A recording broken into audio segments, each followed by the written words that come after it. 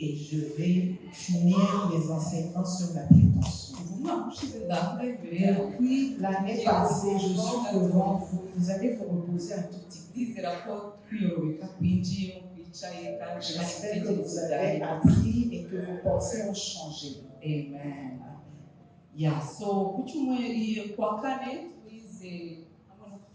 twize uburyo tutagomba kwiyorobeka, uburyo twakwirinda kwiyorobeka. Nous avons appris comment nous protéger contre la prétention. La prétention, c'est se montrer comme l'on n'est pas. Depuis le début de cette année, nous avons commencé cette série d'enseignements.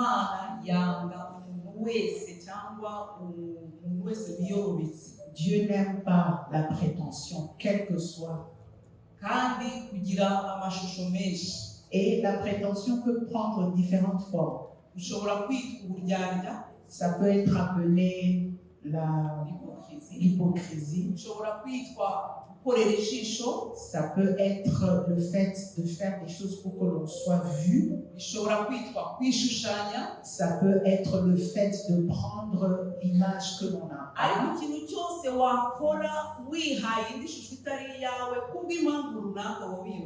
Tout simplement le fait de prendre une autre image, de se présenter comme l'on n'est pas, ça devient une prétention.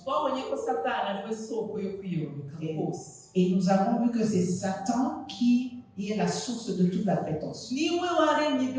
C'est lui qui a créé la prétention. C'est lui qui a commencé ce péché. C'est pour ça qu'il vient, il va murmurer des choses de prétention dans ta vie. Il va se manifester comme un ami.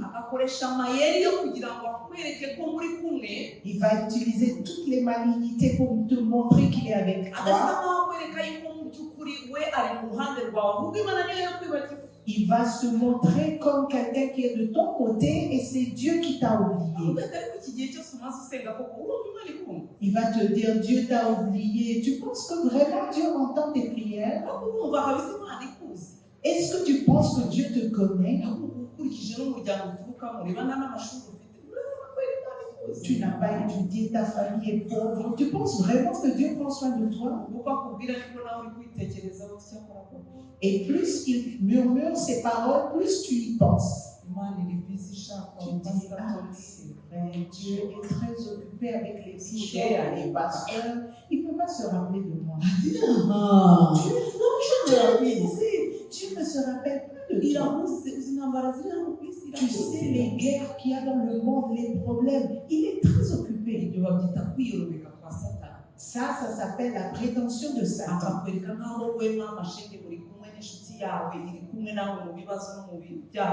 Il est expert en ça, il te montre qu'il est ton ami, qu'il est de ton côté. Il est très rusé, il utilise beaucoup de malignité pour pouvoir t'attirer.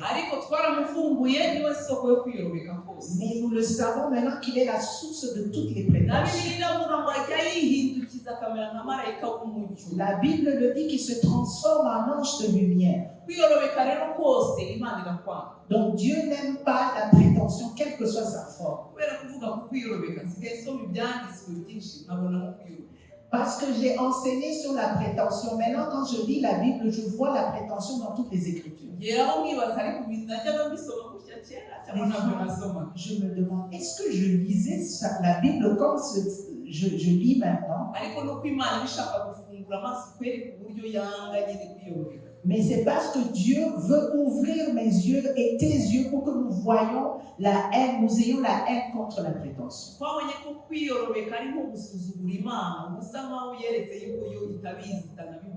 Et nous avons vu que la prétention, c'est comme si on négligeait Dieu, on lui montre qu'il ne nous voit pas, il ne comprend pas.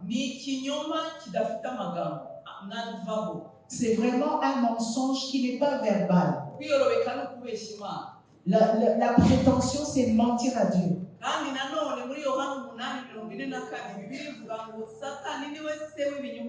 Et encore dans Jean 8, 44, la Bible dit que Satan est le père de tous les mensonges. twabonye ibyo byose birebana no kwiyorobeka Et donc nous avons parlé de tout ça sur la kandi prétention. tubona ko imana yanga kwiyorobeka. Et nous avons vu que Dieu n'aime pas la prétention. hari umuntu wishushanya kugira ngo ase nk'aho ari mukirisitu cyane kugira ngo imana imuhe ikintu runaka. Il y a des gens qui se montrent comme des chrétiens profonds pour que Dieu leur donne telle ou telle chose. yamara kukibona Après avoir eu ce qu'ils demandent à Dieu, il imana disparaît. ikamubura namwe mukamubura akabura. Il disparaît devant Dieu, il disparaît dans l'église, il disparaît dans les cercles chrétiens. amera nka kwa kundi ipusi iyo igiye gufata imbere C'est comme le chat quand il va attraper un souris. ntabwo yikanga cyane ko bakanga ihita ifata. Le chat ne va pas courir pour prendre la souris.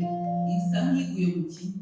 Le chat va d'abord s'immobiliser complètement. karizo nikanyeganye ishobora kuba isaha yose. Le chat iri passe kwiyorobeka toute nk'aho une itazi heure, kugenda. immobiliser même sa queue. C'est comme s'il ne peut pas marcher. gutya ariko kari kuri target.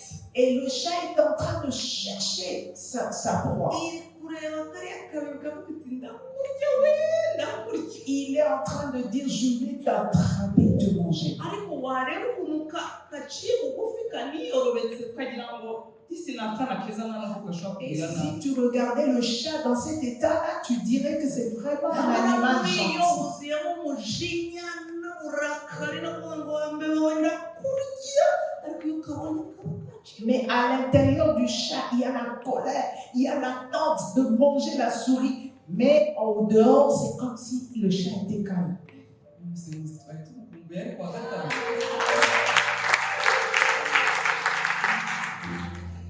So kenshi natwe tujya tubunda gutyo tuti reka nsenge ntawamenya ngo n'imana impaye kariya kazi we. Très souvent, nous sommes de la même manière. Nous faisons la prétention, je demande le travail. Peut-être que Dieu va me donner le travail. Nous faisons toutes les manigances. mwihangane muri iyi minsi ntabwo ibintu by'inzoga ndababiretse Je ne vais pas boire ces derniers temps. ko ririya deni n'imana yarinkura mu we. Que Dieu paye ma dette. reka mbere njya ku rusengero muri iyi minsi. Je vais aller à l'église tous les jours. ibintu byinshi no no no no Les histoires de rester derrière les amis. urebe ko ririya deni we. Tu restes comme un chat et tu attends que ta dette soit payée. imana disigira Et neza Dieu est tellement bon. ukabona uratambutse Et il paye ses dettes. umara gutambuka Après avoir payé la dette, ujya guserebura tu vas célébrer avec les nako amis. kugenda. Et c'est fini, tu disparais. gasigara yose se burya yaramungaga gusa ntabwo yaramungaga nari nzi ko yamunze disi. Et Dieu dit, je pensais qu'il m'a aimé, mais c'était de la prétention. nuko tujya tuyibeshya tukayishuka. C'est comme ça que nous mentons à Dieu, comme si nous l'avons aimé. bamara gucakira ibyo twasabaga Après avoir pris ce que nous demandons à Dieu, nous partons. hari n'abiyiriza bakisonzesha ngo barebe ko yabibona. Il y a ceux qui font même des jeûnes pour voir si Dieu peut répondre. Seigneur, vous êtes là le matin très tôt à l'église. Vous ne portez plus des mini-jupes pour que Dieu réponde. Si ce garçon-là m'accepte comme sa femme. Après le mariage, tu dis, hey, c'est fini les histoires. Tout ça s'appelle prétention. Et nous avons vu comment nous protéger contre la prétention. La première manière de le faire, c'est être dans la consécration. Se donner complètement à Dieu sans réserve.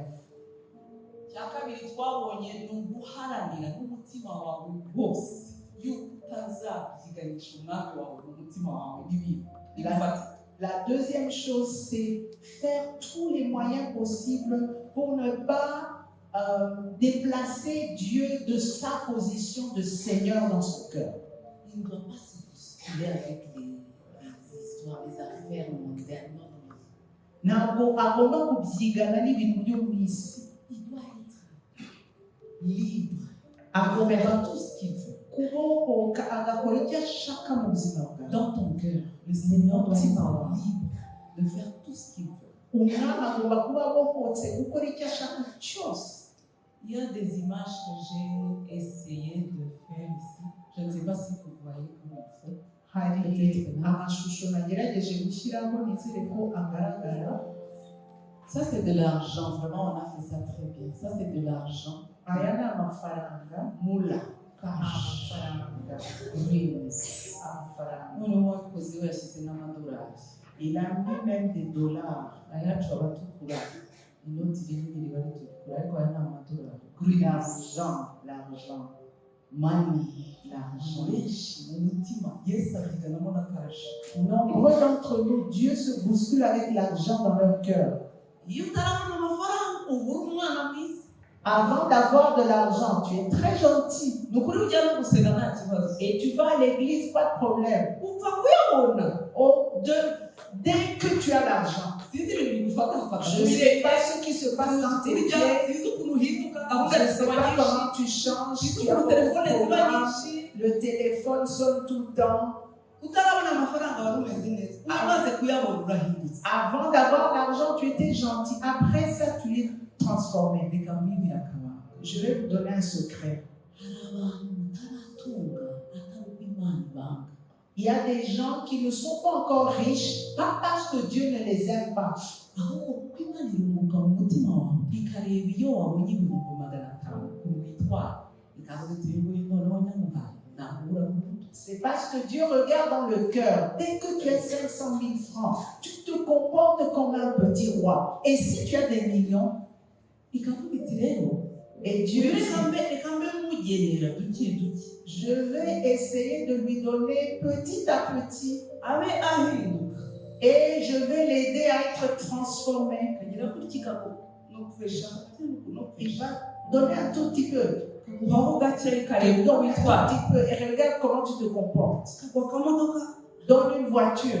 ikareba ukuntu witwara Regarde comment tu te ikabona comportes. ntuki imodoka irarana mu gitanda igenda mu ishati iri mu mutima w'indani yicaye. La voiture est dans ton cœur, dans la chambre, dans tes pensées. kandi wenda yari guteganyije n'indege. Et peut-être que Dieu planifie te donner même un avion. avuga iti mugumanye Il dit, ok, garde la petite voiture. ndabona ntakikubona Je ne te vois plus. sigaye mvuga ntiwumve kubera akamodoka. Je te donne des alertes que tu n'entends plus. harimo karabyigana nawe hano.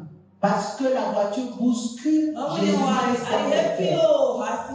Il est bousculé, il est parti en bas. amakashe umutima yacu yabaye banki ku cyumweru gishize twabivuzeho. Nos cœurs sont devenus comme des banques, on l'a dit. akazi Le travail, le travail, le travail. Le travail. hari umuntu waza ukamubwira uti introduce yourself. Il y a des gens, quand tu leur demandes, présente-toi, wivuge urinde dis-nous qui es-tu. agahita avuga ndi runaka nkora muri UN. Il va te dire, je m'appelle tel, je travaille dans les Nations Unies. ntashobora kuvuga ati ndi umwana w'Imana cyangwa Ils ne peuvent pas dire, je suis un enfant de Dieu, umupapa je suis un papa. nitwa runaka nkora muri Je UN. m'appelle tel, je travaille agomba dans les Nations Unies. kugigutangisha imbere cya UN kugira ngo Très important pour eux, travailler dans les ukambeho Nations gakeya. Unies. Et ça impressionne. uretse uri UN Est-ce que toi, tu es les Nations Unies? ariko kuko UN iri hano hano. Mais parce que les Nations Unies sont intronisées dans ton cœur. ashobora no kuba ashinzwe kwandika ko akunda abinjiye gutya n'abasohoka. Peut-être même qu'il fait la sécurité, la réception à la porte. ariko kuko ari UN Mais parce que c'est les Nations Unies, byageze mu mutima. c'est déjà dans son cœur. abantu bamwe bafite amazu mu mitima yabo. Il y a ceux qui ont des maisons dans leur cœur. ibintu byose byaburarwa neza. Tout peut manquer, mais pas une maison. noneho twabonye n'abandi benshi cyane mwabonye hano hantu iyi ni gereza. Il y a d'autres qui sont dans des prisons. mu mutima wawe habamo gereza. Dans ton cœur, il y a une prison. twabitizeho kuwa kane. On l'a dit jeudi. gereza irimo Il y a une prison dans ton uyu cœur. nguyu yarakwambuye. Celui-là, il a pris ton argent. uyu nguyu ni mwarimu wakwigishije mu wa gatatu primaire yakwangaga cyane. Celui-là, c'est l'enseignant de 3e primaire qui te haïssait très fort. uyu ni umutoto wagufashe ku ngufu. Ça, c'est ton oncle qui t'a violé. uyu ni wa mukobwa wakujyaniye umugabo. Et ça, c'est la jeune fille qui a pris ton mari. bari muri prison Tous y'umutima ces gens-là sont enfermés dans la prison de ton cœur. bamwe hano harimo ababyeyi D'autres, il y a même leurs parents dans cette prison. abandi ahangaha harimo abapasiteri D'autres, il y a des pasteurs dans ces prisons. abandi ahangaha harimo bwana harimo umugore D'autres, c'est leurs maris, leurs épouses. buri nterahamwe zirimo hano Les miliciens, les assassins, les Interahamwe. bakwiciye Ils sont dans cette prison. noneho umwami yesu akaguha ubwisanzure Et donc Jésus-Christ ne sait plus où aller dans ton cœur. nabahaye urugero rwa radiyo Je vous ai donné l'exemple d'une radio. nababwiye ukuntu ushakisha iyo ushaka kumva amakuru ni radiyo za kera definitely ziri kuvuga telefone yasigaye ibintu byose kuvuga radiyo za kera zifite shortwave fm ibintu nk'ibyo. Je parle des radios d'il y a longtemps qu'il fallait chercher la fréquence avec un bouton. C'est pas les radios. mama wanjye aragafite ka radiyo akambwira ashyiraho amakuru. Ma mère a cette radio, elle me dit souvent, il y a des nouvelles. Je dois chercher la fréquence. Et parce que cette radio est aussi ancienne comme la propriétaire. Et tu es à peu près là. Mais malheureusement, il y a des dérangements. Aujourd'hui, le président de la République, ça dérange.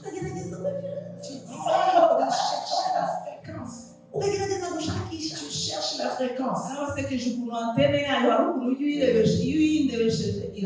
Je vous ai dit comment l'antenne, quand tu tournes à gauche, ça parle. À droite, ça ne parle pas. Combien connaissent les gens de radio, ceux qui ne sont pas de cette génération récente? Merci beaucoup.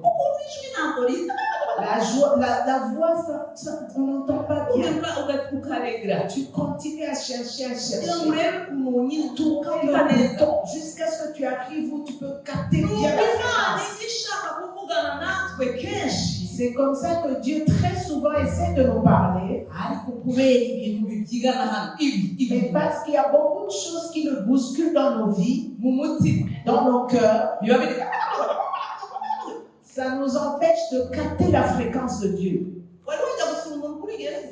Est-ce que tu es déjà allé visiter quelqu'un en prison? Il y a beaucoup de voix qui parlent dans la prison. Parce que tout le monde est venu visiter par la main. Et donc cette prison, si elle est là dans ton cœur, Dieu ne peut pas parler que tu entends. Il y a la voiture, la maison, l'argent, il y a beaucoup de choses qui parlent.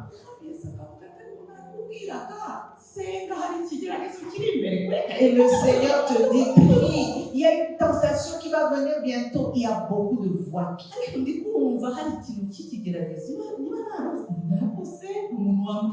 tu commences à dire, je sens qu'il y a quelque chose qui va m'arriver. Je ne sais pas si c'est Dieu, si c'est moi-même qui le ressens. Tu n'entends pas.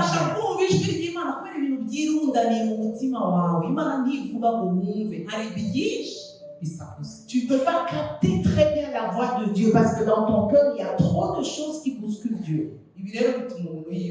Et ces choses-là nous poussent à la prétention. Tu fais comme si tu étais chrétien, mais en vrai, tu ne l'es pas. Tu ne connais pas Dieu, tu n'entends plus sa voix. Il y a d'autres choses qui ont pris la position de Dieu dans ta vie. Et le Seigneur ne parle plus, tu n'entends plus. Et nous avons dit que nous devons lui laisser toute la liberté. Et nous allons décharger tout ce qui est en nos cœurs. Laisse l'argent là où elle doit rester. Les gens qui sont en prison dans ton cœur, relâche-les. Tu vas les relâcher. Laissez-les sortir. Fais comme ça. Laisse ces gens sortir de ton cœur. Tu les gardes dans ton cœur avec leur saleté dans ton cœur. Et eux sont en train de se balader en liberté. banezerewe aho Ils bari. sont heureux où ils sont. Ariko wowe Mais toi, tu es en douleur dans ton cœur. Relâche-les, relâche-les. maze umwami yisanzure. Et laisse le Seigneur être maze intronisé. navuga wumve, Et qu'il parle que tu entends. naguhamagara witaba, Qu'il appelle que tu réponds. naguha inzozi usobanukirwe icyo avuze. Qu'il te donne un rêve, tu vas comprendre ce que ça veut dire. nurota umenye icyo urose. Tu vas rêver et tu comprendras ce qu'il veut dire. byose twarabivuzeho ngiye Nous avons kubisoma lu toutes ces écritures, je vais sauter tout ça kugira ngo tuvuge ku by'uyu munsi. pour que nous puissions parler de ce que uyu munsi ndavuga icya gatatu nous kidufasha devons parler kwirinda aujourd'hui. twiyorobeka, La troisième chose qui nous aide à éviter la prétention, ari cyo kwemera no kwakira ukuri. accepter et embrasser la vérité de Dieu. naje nzi ko ntamena ndi bwumve kandi ntugire ikibazo. Je suis venue, je sais qu'il va y avoir très peu d'amen et il n'y a pas de problème. ndasenga gusa ngo mwakire, Je prie simplement que vous receviez ce kandi ibyo message mwakira bibahindura. et que ce message vous transforme. kwemera no kwakira ukuri. Accepter et embrasser la vérité de Dieu. kwemera no kwakira ukuri. Accepter et embrasser la vérité de Dieu. ukuri kuraremereye cyane kwakira. La vérité est très lourde kuraremereye cyane. et c'est très difficile d'accepter. ngaho reba nawe uje iwanjye uri umusore wambaye neza.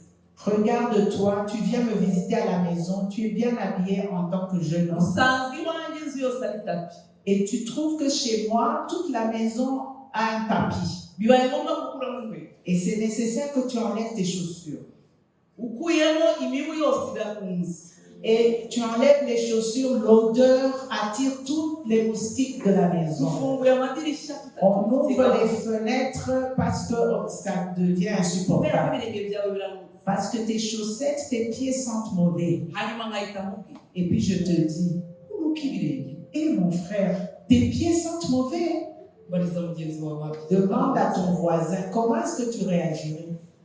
cyane cyane niba ari umugabo cyangwa Surtout si c'est un homme ou un garçon. twabyitwaramo ute ko. Comment est-ce que tu réagirais? umwe yahita avuga ati reka nisubirire iyo. Il y a ceux qui diront, ah, cette maman, je vais rentrer. je kumusura none atangiye kumbwira ngo ndaruka ibirenge. Je viens la visiter. La première chose, c'est que mes pieds sentent mauvais. ariko ukuri kuvuga gutya. Mais la vérité, c'est que ukuri kuravuga ngo la vérité, c'est que tes pieds sentent. ibirenge byawe biranuka. Tes pieds, en vérité, sentent mauvais. ariko uko kuri kuraremereye. Mais parce que cette vérité est très lourde à accepter, uragoye k'umuntu akunda. très difficile à accepter, yakuraje ou bien tu viens, ufitiye amakuru menshi. j'ai beaucoup de nouvelles. Tu sais, pasteur, tu sais comment ça s'est passé. Tu parles, surtout les mamans et les sœurs. Et puis je te dis, et puis, pousse-toi, tu es une mauvaise haleine. simwahita munyita umugome. Vous diriez que je suis vraiment une mauvaise ahita maman. munavuga ngo ariko si nta kundi yari kubivuga. Vous diriez, elle pouvait le dire d'une autre manière gentille. umunyarwanda akavuga ariko nta kundi bari. Est-ce qu'elle ne pouvait pas le dire d'une autre manière?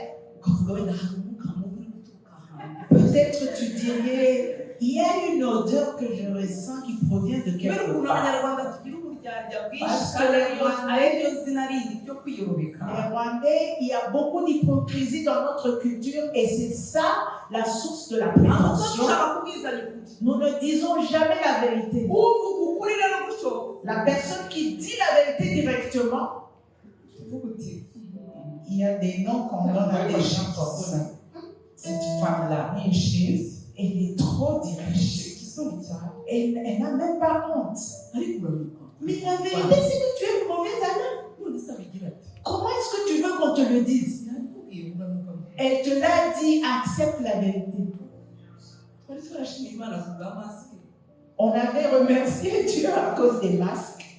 none masike zavuye. Mais là, il n'y a plus de masques. Nous sommes comme nous sommes. mbese uraza ukatwica tukihangana. Tu viens, tu nous tues avec ton odeur et nous nous calmons. Nous sommes dans la prévention. Tu nous tues avec toutes les odeurs. Nous ne disons rien. Nous nous calmons.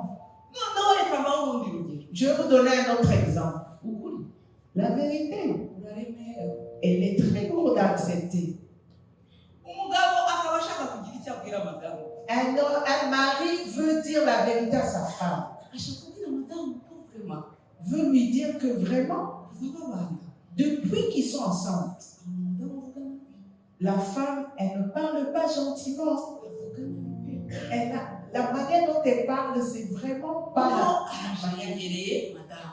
Il vient, il s'approche de sa femme. Avuga neza pe. Et il s'approche très gentiment. Ma chérie, il y a une manière dont tu parles qui n'est pas gentille. La chérie. Muzi intambara yitwa shikarabu. Est-ce que vous connaissez la guerre de Shikram? Ubwo ibintu biracitse. Maintenant, la maman va montrer sa vraie couleur. Qu'est-ce que tu dis? Que je n'en parle pas gentiment. Quel est le problème? C'est toi qui ne parles pas gentiment. Ça devient un grand problème parce que la vérité fait mal. Umudamu akabwira umugabo. La femme dit à son mari, hé chérie, tu gaspilles l'argent souvent. Maintenant, l'homme avec toute sa masculinité, il va se dire, quel est ton problème avec mon argent? C'est toi qui gaspilles. C'est toi qui n'utilises pas bien. C'est difficile d'accepter la vérité, de se calmer, de recevoir la vérité et d'embrasser la vérité. Il y a des papas qui vont m'aimer, il y a des mamans qui vont m'aimer, il y a des parents qui vont dire, s'il te plaît, pasteur, parle, ils sont là.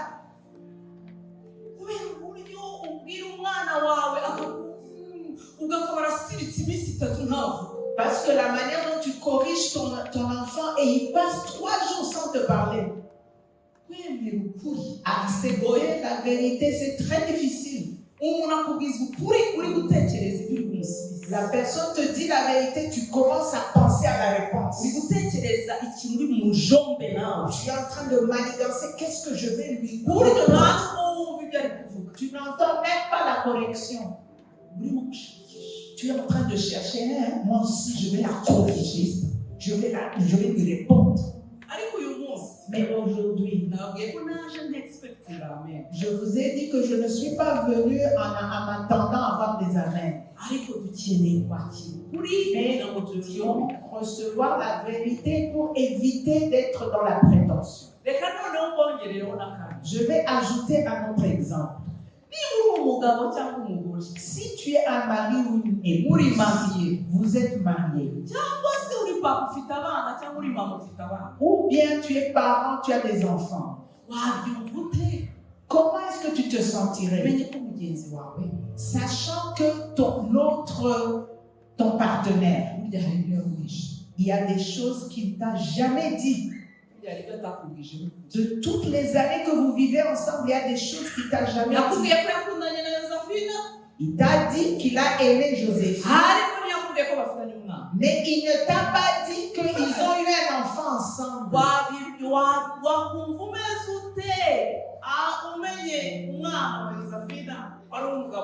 Comment est-ce que tu réagirais après 10 ans de mariage? Tu sais maintenant qu'il a un enfant avec Joséphine. Papa Clédio. Imagine-toi. Imagine-toi comment cette vérité est lourde. C'est pour ça que ne mens pas que tu aimes telle personne si tu ne peux pas lui dire la vérité.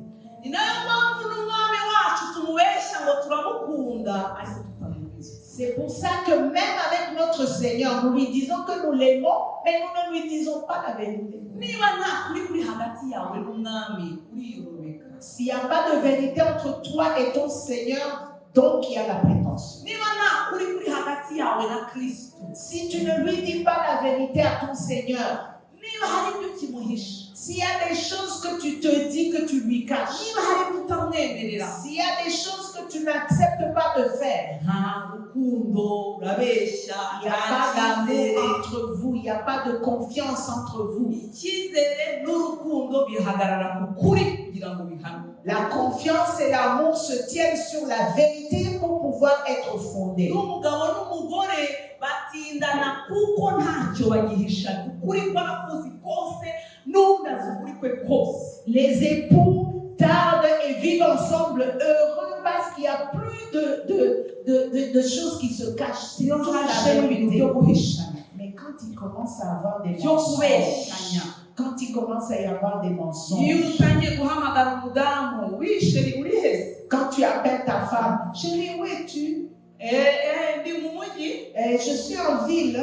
noneho dusigaye dufite ibiturega byinshi. Ces derniers temps, nous avons beaucoup de choses qui peuvent nous... uraparika ahantu mesaje ikajya ku matelefone, Tu parles que quelque part, les gens du parking envoient le message.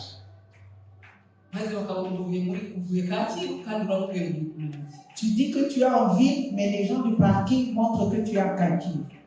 kubeshya Le ukabeshya, mensonge. iyo utangiye kubeshya mu rushako, iyo utangiye kubeshya mu rugo, Quand tu commences à Nous mentir à la maison, à ceux qui sont à côté de toi, ni vuba rwose très bientôt, nta rukundo ruba rurimo. il n'y a plus d'amour. rero twige kwemera no kwakira ukuri. Acceptons la vérité.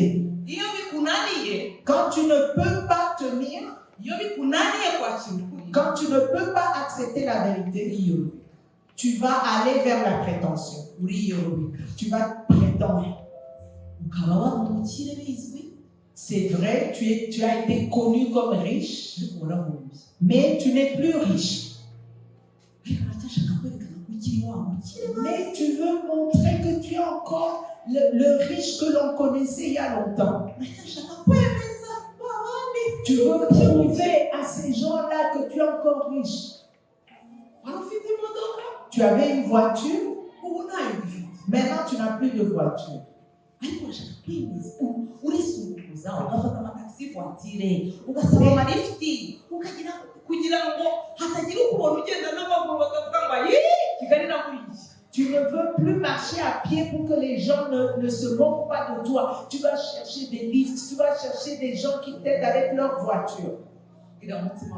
Dis à ton cœur, calme-toi, calme-toi, calme-toi et accepte la vérité. Sois comme tu l'es. Tu vivais dans une maison en étage.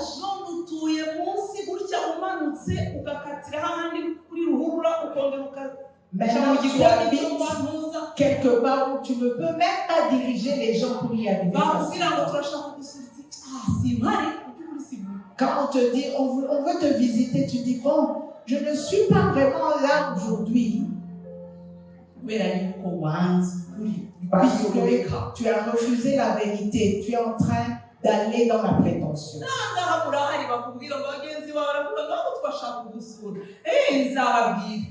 Même ici, il y a des gens, on te dit, on veut te visiter. Tu dis, ah, je vous dirai, je vous dirai, je vous dirai. On va venir, il n'y a pas de problème. Je vous dirai quel jour. Parce que tu te demandes comment je vais leur dire que je dois descendre, monter à côté entre deux maisons. Je dis, si je ramène des gens ici, ils vont voir que c'est fini pour moi. Non. La prétention vient à cause de refuser la vérité. Quand tu acceptes la vérité, tu évites la prétention. Nous allons lire dans les Écritures. Matthieu chapitre 2, versets 7 à 12. Ça, vous connaissez cette histoire. Mais peut-être que vous ne voyez pas l'aspect de la prétention dans cette histoire. C'est la manière dont Jésus, après être né à Bethléem en Judée, pendant le règne de Hérode, il y avait des sages.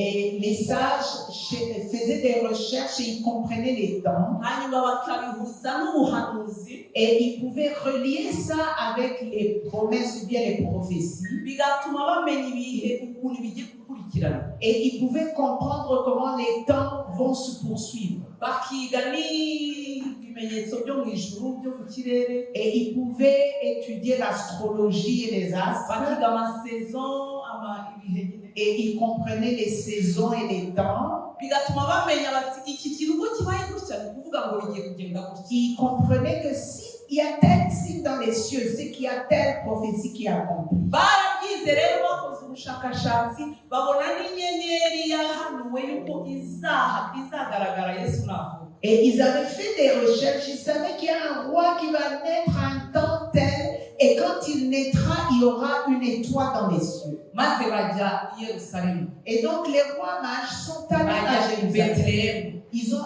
allés à Bethléem. bagenda babaza ngo Yesu yavukiye umwami w'abayuda yavukiye Ils sont umwami allés w'abayuda demander yavukiye. où est le roi qui est né, le roi des Juifs, où est-il?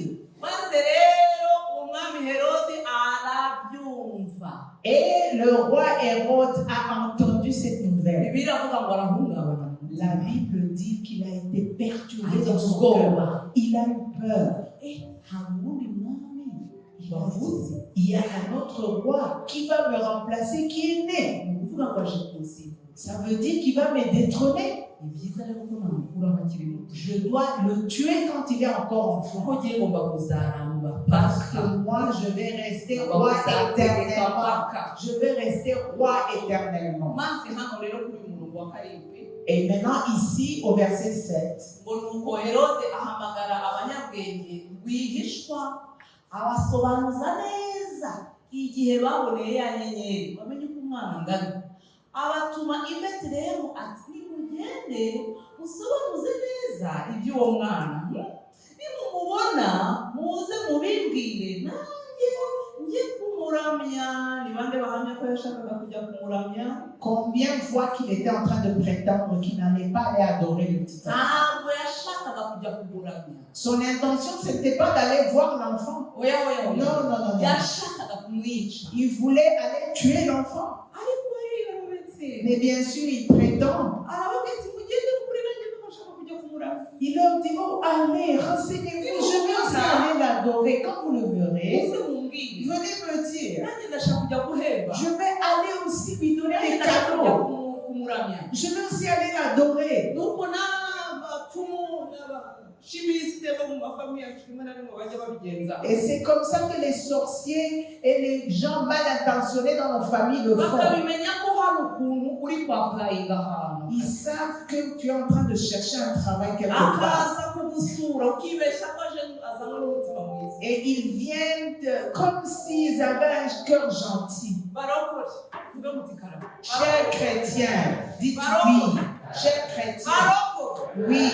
nimukanguke muve mu burangare. Réveillez-vous et arrêtez d'être distraits. nimurekere aho kurangara no kwakira byose no kuvuga ko abantu bose ari beza babakunda ku isi yose barabakunda. Arrêtez de penser que tout le monde est gentil dans ma famille. Tout le monde m'aime. wowe urumva abantu bose bakakunda. Est-ce que tu penses que c'est vraiment faisable que tout le monde t'aime? urumva abantu bose bakwifuriza ibyiza. Tout le monde veut du bien pour toi. oya rwose nimuve mu burangare. Arrêtez d'être distrait. abo hafi yawe kandi kenshi Et surtout ceux de ta famille proche.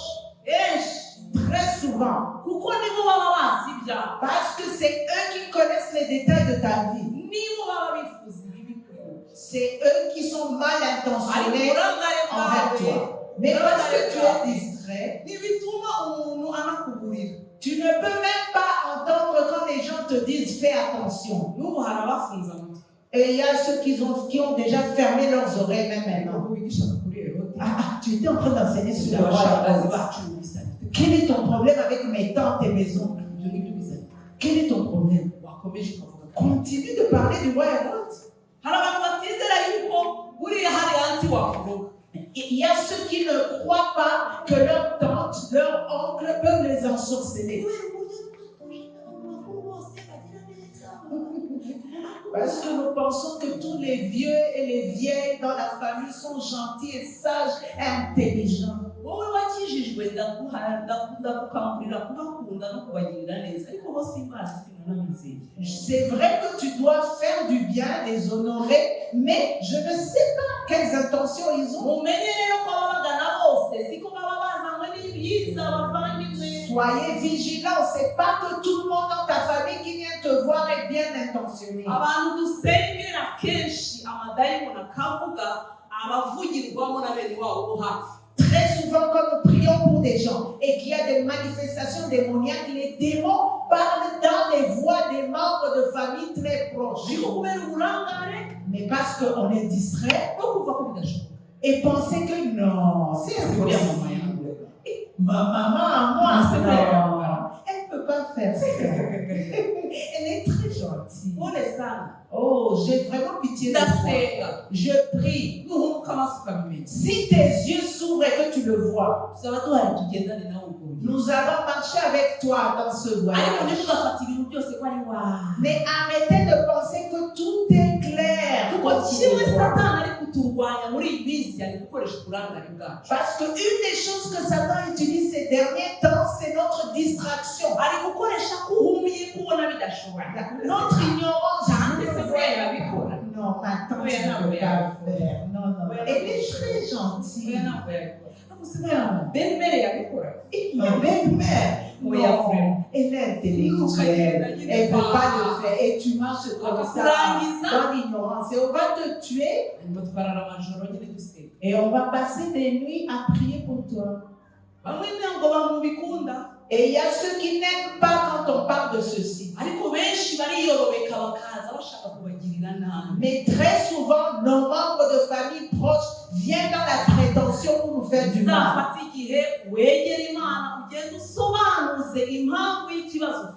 Prends le temps, approche-toi de Dieu et sois sincère. Dis à Dieu, qui que ce soit, quel que ce soit, dis-moi. Pourquoi est-ce que je ne donne pas naissance à des enfants? Seigneur, révèle-moi, pourquoi est-ce que j'arrive à ce point sans me marier? Seigneur, pourquoi est-ce que nous sommes tellement pauvres? La pauvreté est liée dans cette maison. Demande à Dieu pourquoi est-ce que nous sommes toujours dans des maladies cancéreuses. Pourquoi? Mais toi, tu as donné des noms à toutes ces maladies. C'est des maladies qui arrivent. Ça arrive pour tout le monde. C'est des choses c'est des coïncidences. Satan, c'est lui qui parle comme ça. Et c'est lui qui nous donne ce langage et nous disons des choses que nous ne comprenons même pas. Mon frère, mon grand frère aîné, quand il est mort, je n'étais pas aussi clairvoyante. Je ne suis pas allée demander spirituellement. Je ne me suis pas approchée de Dieu pour demander, Seigneur, pourquoi est-ce qu'il est mort subitement comme ça? Il est mort sans se marier, sans enfant. Il n'est jamais arrivé à avoir quelque chose dans sa vie. Moi, j'étais encore distraite, ignorante, comme tout le monde ici. J'étais dans la douleur. J'ai pleuré.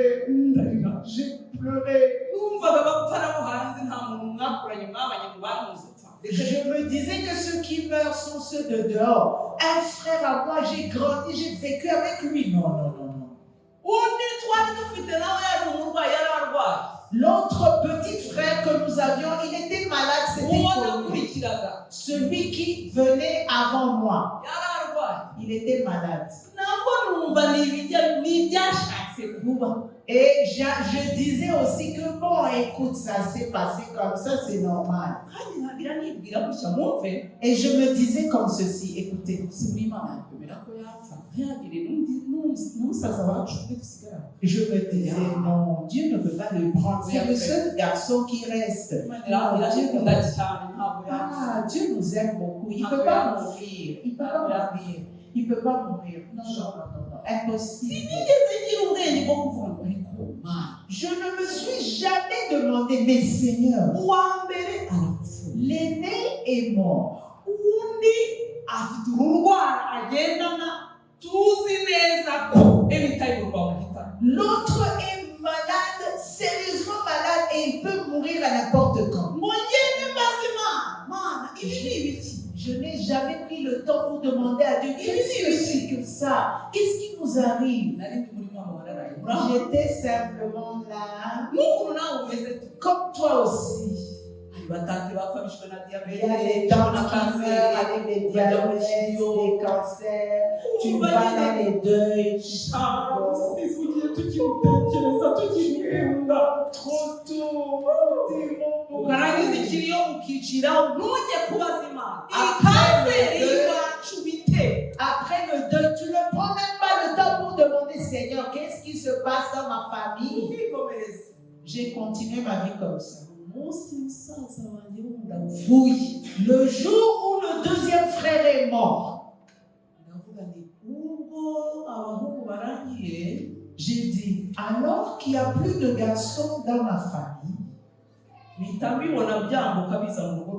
j'ai commencé à voir que ça va maintenant sauter et entrer dans mes propres fils.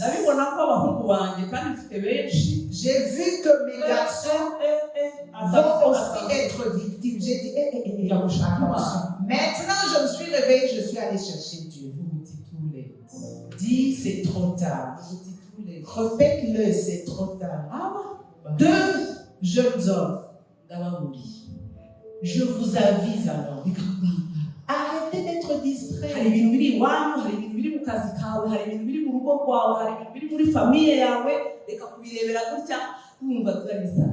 Arrête de te dire que les choses qui arrivent, c'est des coïncidences, c'est des hasards. Non. Dieu merci que tu ne peux pas aller lui demander et il ne te répondra pas. Tu ne peux pas aller demander à Dieu et il va se taire. Je suis allée demander à Dieu, il m'a expliqué clairement.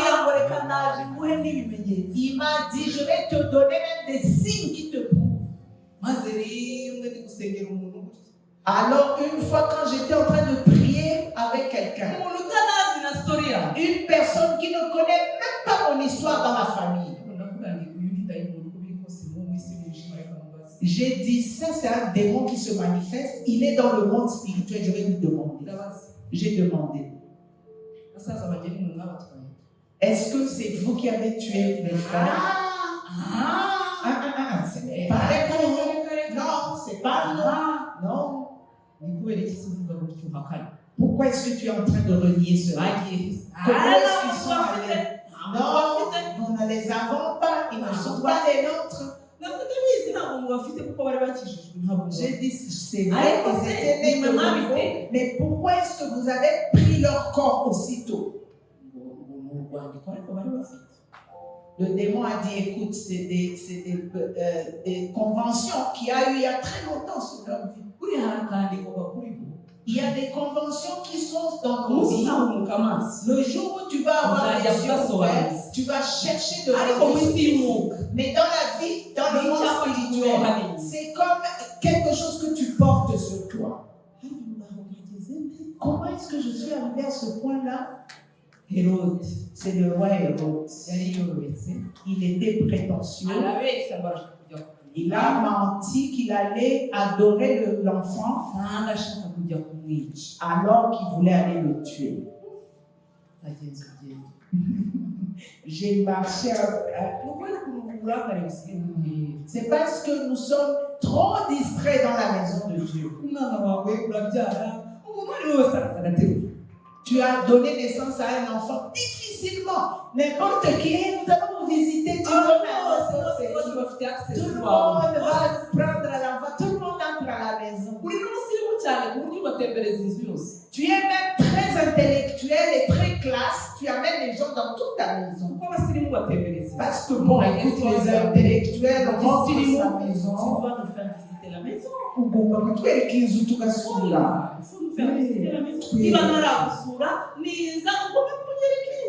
Si je ne suis jamais venue à la maison, tu dois me montrer ta maison. Ça, c'est vraiment C'est vraiment une ignorance des ariko nuko nyine intellectuels. aho mugeze hose ashyirayo aho mugejeje hose C'est ashyirayo parce que aho partout mugejeje où hose tu vas, il va déposer quelque chose. Il dépose quelque maze chose. ugatangira kubona abana barwara Et alors les enfants ugatangira sont kubona malades. akazi sinzi ukuntu bigenze Le ngo travail, ndahagaze il n'y a plus de travail. ugatangira kubona ubukene butangiye kuvugiriza La mu bwonko pauvreté commence à entrer dans la maison. ariko ibi ni ibiki Tu te dis, qu'est-ce qui se passe? Qu'est-ce qu'il y a? abahanuzi bakubeshya n'utwabo usigaranye bakadutwara Il y a des prophètes qui viennent, des faux prophètes qui te mentent et qui prennent tout ton argent. uburangare bwawe Ta distraction, uburangare bwawe tu es distrait. umuntu wese akurambika mu kiganza Tout le monde va venir imposer ses mains sur toi.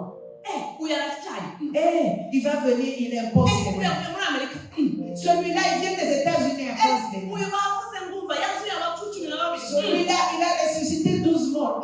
Il prie pour umuntu toi. wese afite access ku gahanga kawe Tout le monde vient du village, de la ville. Tout le monde ubwo ni prie pour toi. uburangare barokore Chrétien, ça c'est vraiment être distrait. barokore Oui. nimukanguke nimukanguke Réveillez-vous, réveillez-vous.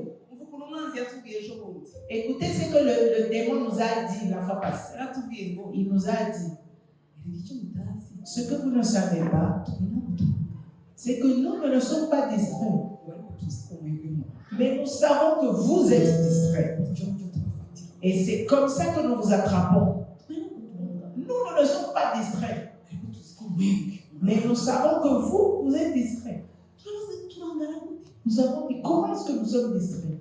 nimusenga Vous ne priez pas, ngo murizibira ta vous croyez. ni bangahe bahera isengesho muri wewe Combien d'entre vous, vous avez prié il y a un mois, et tout ce que vous dites, c'est simplement, je crois au Seigneur, je crois au Seigneur. Vous ne priez pas. icya kabiri Deuxième chose, bizera abantu bose vous croyez en tout le monde. bizera abantu bose Vous croyez en tout le monde. n'abakozi bacu barabizera Même les travailleurs à la maison, vous les Oh, aimez yeah. tellement. satani avuga ngo abakozi be turabizera Et nous croyons même aux travailleurs de Satan. kandi banyura hariho hose Et nous allons partout. twisubirire kwa herode Allons au roi Hérode. ufite amatwi y'umwuka yumvise Mais si tu as des oreilles spirituelles, tu as entendu. genda ufate iminsi 3 usobanuze Prends 3 jours de prière et demande à Dieu. Approche-toi de Dieu et dis-lui, kuki ntarongorwa pourquoi est-ce que je ne suis pas encore marié à iyo cet nireba âge? mu mirwari mbona ndi mwiza kurusha benshi cyane barongowe babikunda Quand je me regarde dans un miroir, je suis plus belle que toutes ces filles qui sont mariées aujourd'hui. kubera iki ntarongorwa Pourquoi est-ce que je ne suis pas encore mariée? mbona nteye neza J'ai vraiment une belle figure. n'abanyirabaritete bagenda batya ndabona bararongowe Je vois même des filles qui marchent en désordre et qui sont mariées. igisabo kigenda kuki ntarongorwa Pourquoi est-ce que je ne suis pas encore mariée?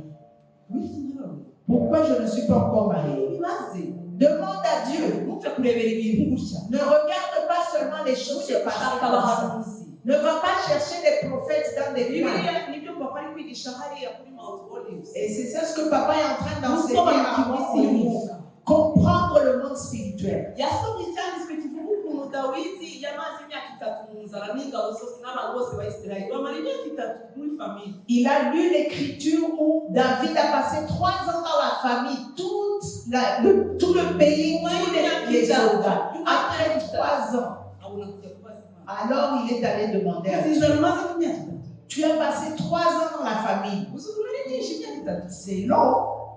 aba ari kujya kubaza imana C'est alors qu'il est allé demander à Dieu, pourquoi est-ce que j'ai faim? imana iramubwira murazira C'est parce que bene sawuli il y a ceux bishe de abagira la famille de Saoul qui ont tué les Gibéonites. barokore Gabonites. barokore ndabinginga kubw'impuhwe Je vous en supplie, par nimureke kurangara n'ubunebwe bwinshi cyane bwo kudasenga la miséricorde de Dieu, arrêtez d'être distrait et de ne pas prier. utazamera nawe ukajya gusenga byarenze Et tu ne vas pas être comme moi, tu vas prier après les effets. ariko byibuze Au moins, harabona arabiye il y a ceux que j'ai sauvés par ma prière. byibuze Au moins, naranamubwiye satani j'ai dit à Satan, ntabwo ngagutwara c'est fini avec prendre des enfants garçons dans ma famille. nta wundi uzumva Tu ne toucheras plus à mes enfants. Et j'ai trouvé que ce n'est pas seulement ceux-là, c'est dans toute la famille. Il y a des années, un âge où ils ne doivent pas dépasser.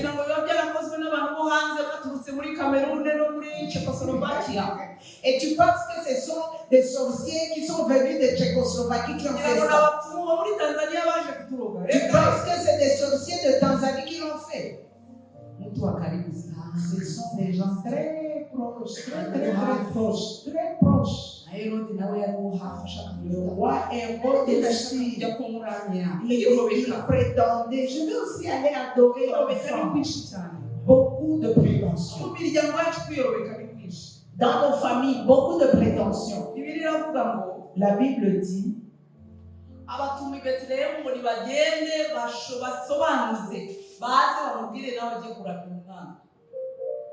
ngo bamaze kumva umwami baragenda kandi ya nyenyeri babonye bakiri burasirazuba ibajya imbere irinda igeraho uwo mwana ari irahagarara aho babonye iyo nyenyeri baranezerwa cyane bageze mu nzu basangamo umwana hamwe na nyina Mariya barapfukama baramuramya maze bahambura imitwaro yabo babutura amaturo y'izahabu n'icyome n'ishangi baburizwa n'Imana mu nzozi. Imana niyo yababwiye. C'est Dieu qui leur a apparu. Je suis sûr que les mages seraient retournés dire au roi Hérode. Mais Dieu les a avertis. Dans un rêve.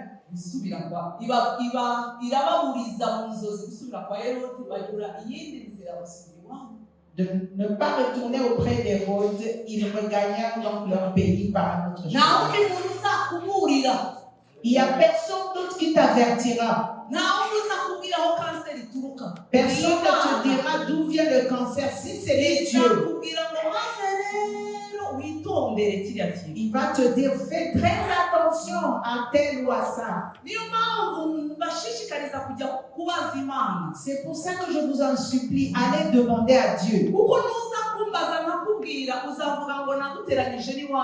Parce que si tu viens me demander à moi et que je te dise la vérité, tu vas penser que je crée des zizanies dans la famille. Tu vas penser que je n'aime pas ta tante.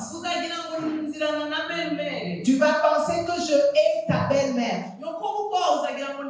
Tu vas penser que ta belle-mère a des problèmes avec moi. C'est mieux que toi tu ailles demander à Dieu. Et demande à Dieu, il va te répondre. Dis à Dieu cette histoire chez nous à la maison. Qu'est-ce que ça veut dire? Et arrête de regarder seulement dans l'ignorance. Ouvre tes yeux et comprends que Dieu veut que tu sortes des distractions. Et il y a des gens qui sont même assis ici. Mais vous n'êtes pas des nôtres. Et vous le savez aussi. Mais vous êtes dans le plan de la prétention. Peut-être que vous êtes en train d'être utilisé sans le savoir. Ou bien vous êtes en connivence avec ceux qui vous utilisent. Mais vous êtes là. Une chose que vous devez comprendre. Là où Dieu est, les choses sont claires. Il n'y a pas de confusion dans la présence de Dieu. Là où Dieu est, l'Esprit de Dieu est l'Esprit de la vérité. Je vais continuer à parler comme le Saint-Esprit veut.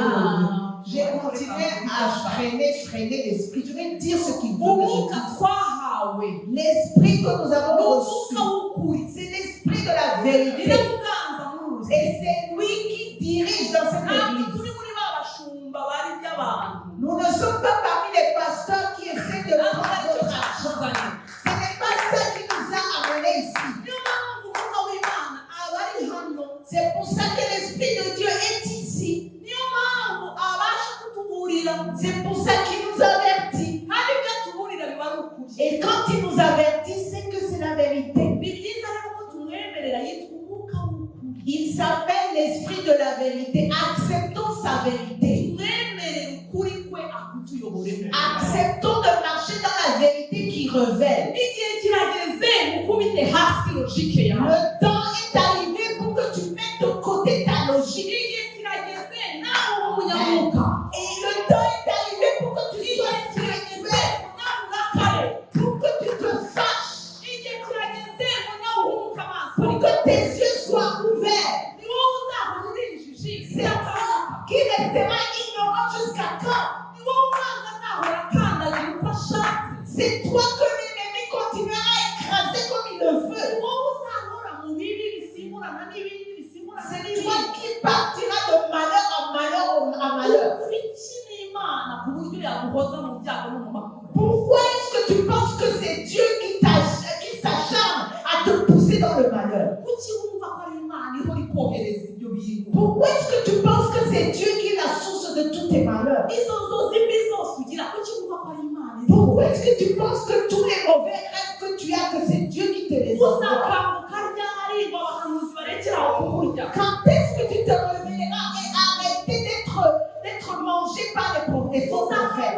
ryari urengere umuryango wawe? Tu te réveilleras quand pour que tu prennes la cause de ta famille? uzakanguka ryari utabara abawe? Quand te réveilleras-tu pour que tu prennes la cause de tes proches? Imana yaguteretse mu nzu yayo kubw'impamvu. Dieu t'a amené dans sa maison pour une raison. ntabwo ari kugira ngo ushushe iyo ntebe Ce wicaye. n'est pas pour que tu sois confortable dans cette chaise. ntabwo ari kugira ngo ujye wambara neza ku Ce cyumweru. n'est pas pour que tu sois bien habillé dimanche et bien à l'église. ntabwo ari kugira ngo wise neza ujye usa udukorasi twiza uvuga uti wowe twagiye ku rusengero. Ce n'est pas pour que tu viennes, tu chantes bien, tu es bien maquillé. Alors, igutegereje. il y a une bataille que tu dois confronter. Il y a une bataille que tu dois confronter. irakomeza kuyirengagiza irakomeza Tu gukura. continues à ignorer cette bataille, elle continue à grandir. urakomeza kuyirengagiza irakomeza Tu gukura. continues à ignorer la bataille, elle continue à grandir. n'imyaka iragenda. Et l'âge continue à avancer. n'imyaka ibisubira. L'âge continue à avancer. uzakanguka utakibasha kugira icyo uhindura. Que Dieu t'épargne, que tu te réveilles quand les effets sont terribles. Imana ikurinde kuzabyuka byarangiye. Que Dieu t'épargne, que tu te réveilles après que les effets soient Imana faits. ikurinde kuzicura byarangiye. Que tu ne te réveilles pas après que tout soit achevé. Imana ikurinde kuzakanguka abawe nk'uko nakangutse bagiye. Que tu ne te réveilles pas après que tes membres de famille soient morts. ntakibasha kubagarura. Après comme moi, quand je me fais les ramener, je parle d'eux comme une histoire. kandi bari abanjye muri ndani.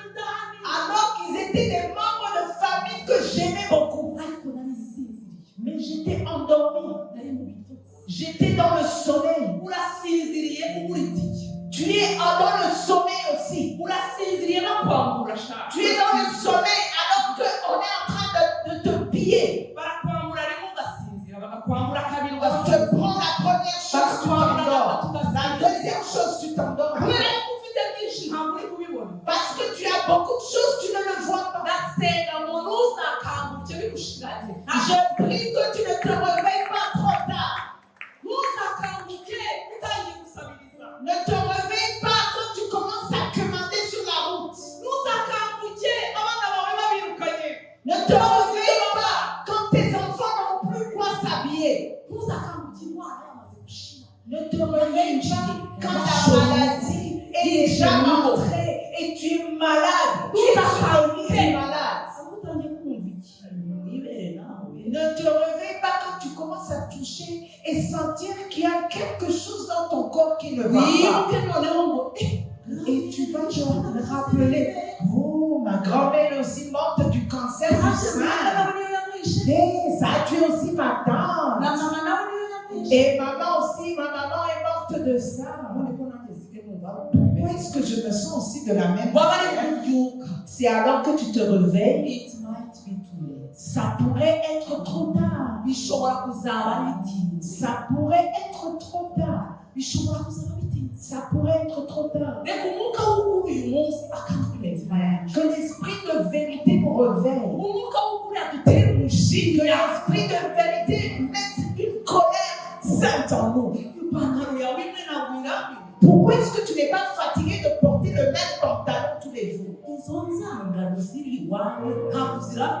Tu n'es pas fatigué des tyrannies qu'il y a dans ta famille, dans ta propre famille. Tu sais qu'il y a des sorciers, mais tu es là. Je suis dans l'église. Quand est-ce que tu te réveilleras? Tu te réveilleras quand tout est fini.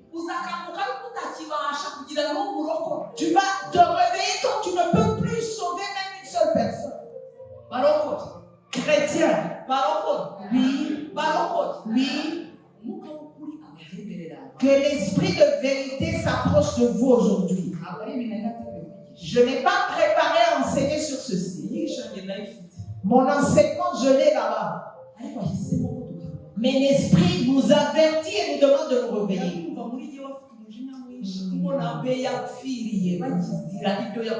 Je sens qu'il y a une colère en lui. Que voir les gens qui les morts pour qu'ils continuent à mourir de rien.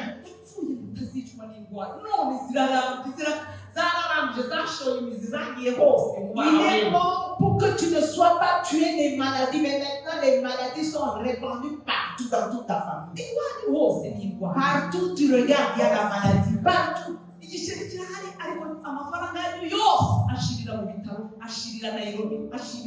Vous avez de l'argent, mais il faut que des malades aillent à Nairobi, soient évacués, et des assistances médicales. Il faut toujours que vous dépensiez dans les hôpitaux. Réveille-toi, s'il te plaît. S'il te plaît, réveille-toi. Pourquoi tu penses que tu vis une vie normale? Pourquoi les événements de la vie, tu les prends comme des hasards? Comprends un tout petit peu que dans le monde spirituel, il y a des choses qui ont été envoyées pour te détruire. La Bible dit, il nous rappellera toutes choses et il nous apprendra toute la vérité. Je vous prie que le Saint-Esprit commence à ouvrir tes yeux, que tu te rappelles. Rappelle-toi. Que l'Esprit Saint te donne à te rappeler. Rappelle-toi des choses que tu as vues il y a longtemps. Des choses qui se sont passées dans ta vie que tu commences à te rappeler.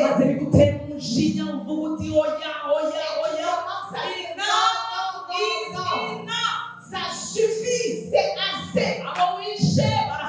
Ça suffit les gens que tu as tués. Ce que tu as pris, ça suffit. Ce que tu as détruit, ça suffit. Maintenant, je me lève.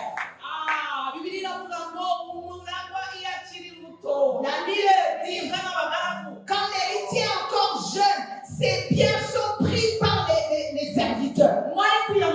Mais quand il est grand, il se lève et il va vers le juge. Je prie que tu ailles vers le juge.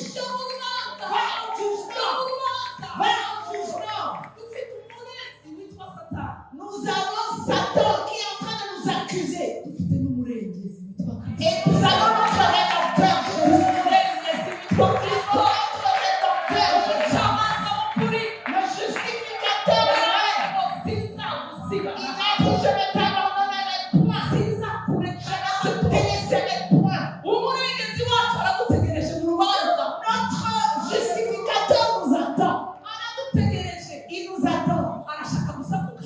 Il veut que tu te réveilles et qu'il puisse murmurer à ton oreille. Il te montre où est le problème. Et il te montre les articles qui te défendent. Et alors tu te lèves dans ta colère.